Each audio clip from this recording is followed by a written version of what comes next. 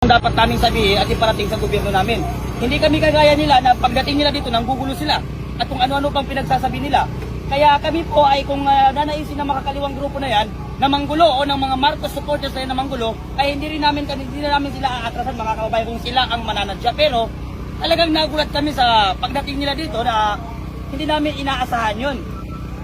Kasi yun ay mga taga-suporta pala ni Trillanes at ng Pangulo na para suportahan nila yung paghuli, pag-aresto kay Senator Bato de la Rosa. Kami naman ay nandito para tutulan ang pag-aresto ng NBI sa senator natin na si Bato de la Rosa. Hindi po namin papayagan na maulit yung nangyari sa dating Pangulo na si Rodrigo Roa Duterte na kinidnap nila at dinala sa ICC nang wala man lang paglilitis sa ating bansa.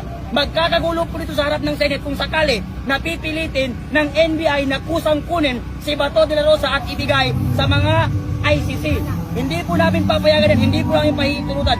Hanggat dito ang NBI ay patuloy po rin po kami susuporta dito sa harap ng Senate. Yun po ang aming panawagan. Pangalan niyo po?